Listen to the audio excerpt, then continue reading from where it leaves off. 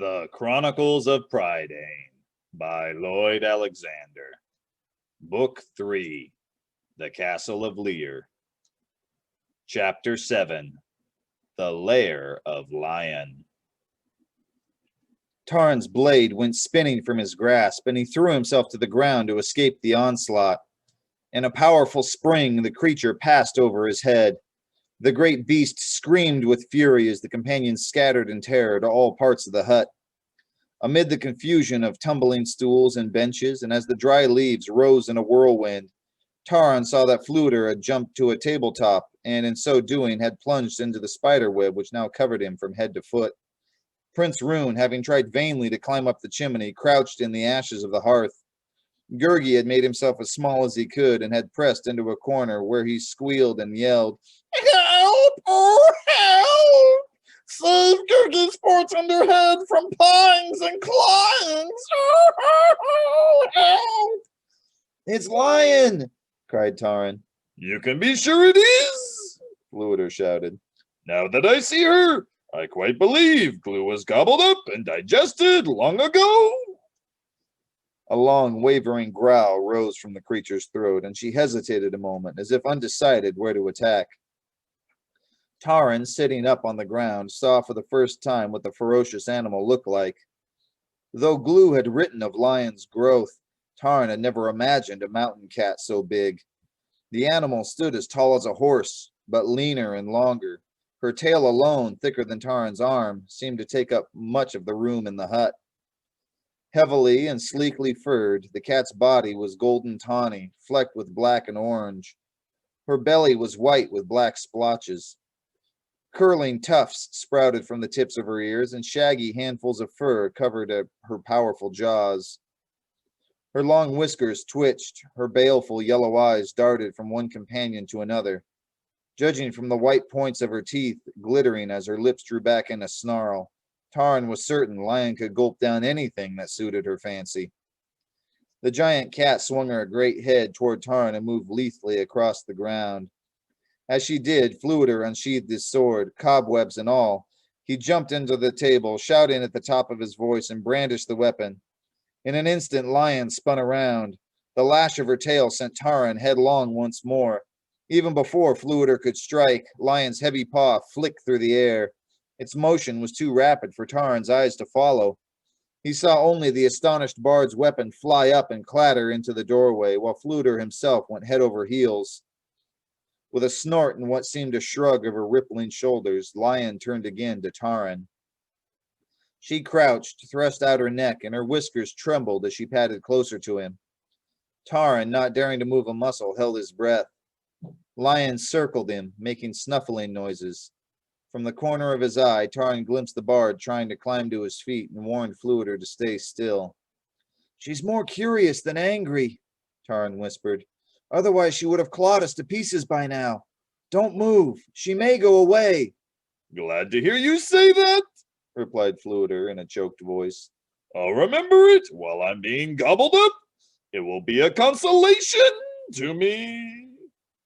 "I don't think she's hungry," said Tarn. "If she's been out hunting during the night, she must have eaten her fill." "So much the worse for us," said Llwyr. "She'll keep us here until her appetite comes back. I'm sure this is the first time she's been lucky enough to have 4 dinners ready and waiting in her lair." He sighed and shook his head. "In my own realm, I was always putting out scraps for birds and other creatures, but I never thought I'd see the day when I'd be putting myself out, if you take my meaning." At last, Llyan settled herself across the doorway. She moistened a huge paw with her tongue and began passing it over her ear. Engrossed in her task, she seemed to have forgotten the companions were there.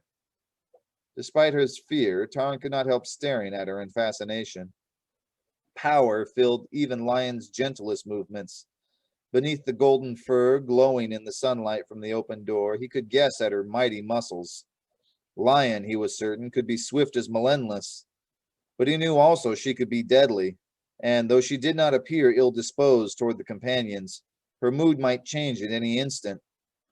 Taran cast about desperately for a way to freedom, or at least a means of regaining their weapons. Fluider, he whispered. Make a little noise. Not too much, but enough so that Llyan will look at you. How's that? Asked the bard, puzzled. Look at me. She'll do that soon enough. I'm thankful she hasn't got around to it yet. However, he scraped his boots across the floor. Llyan immediately pricked up her ears and turned her eyes on the bard.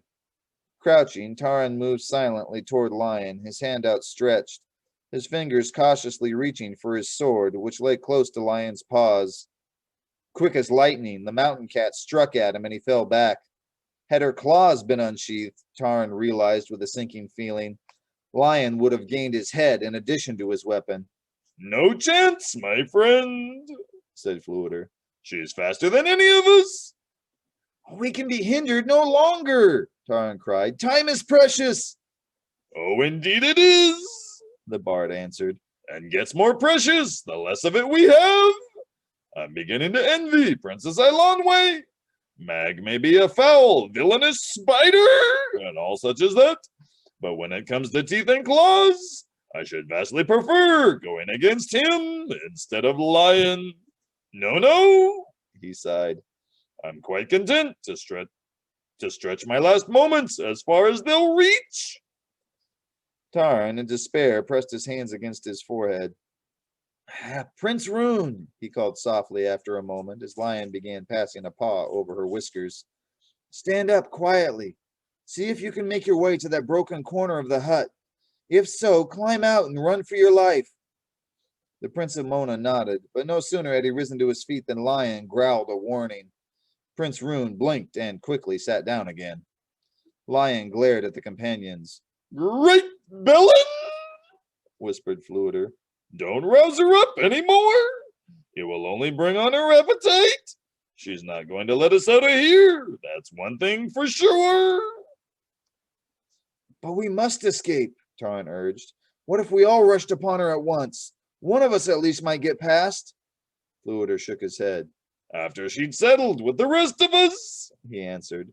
She'd have no trouble catching up with that lone survivor. Let me think. Frowning, he reached behind him and unslung his harp. Llyan, still growling, watched intently, but made no further move. It always calms me, explained Fluider, putting the instrument against his shoulder and passing his hands over the harp strings. I don't know whether it will stir up any ideas, but when I'm playing, at least things don't seem quite so dismal. As a soft melody rose from the harp, Llyan began making a peculiar noise. Great villain!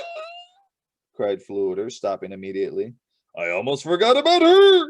It may be calming for me, but who can tell what it might do to a mountain cat? Llyan now voiced a strange, pleading yowl, but seeing Fluider about to sling the harp on his shoulder once again, her tone changed and sharpened. She growled menacingly. Fluider, Taran whispered, play on. You can't think she enjoys it, replied the bard.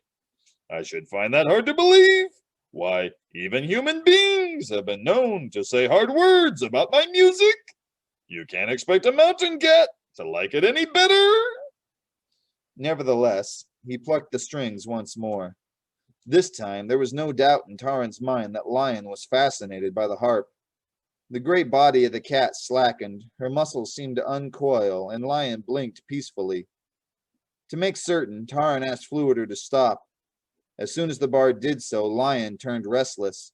Her tail lashed and her whiskers trembled with what could only be vexation. As soon as the bard played again, Llyan put her head to one side, ears forward, and gazed fondly at him. Yes, Gurgi cried. Do not leave off strummings and hummings. Oh, no. Believe me, the bard answered fervently. I haven't the slightest intention.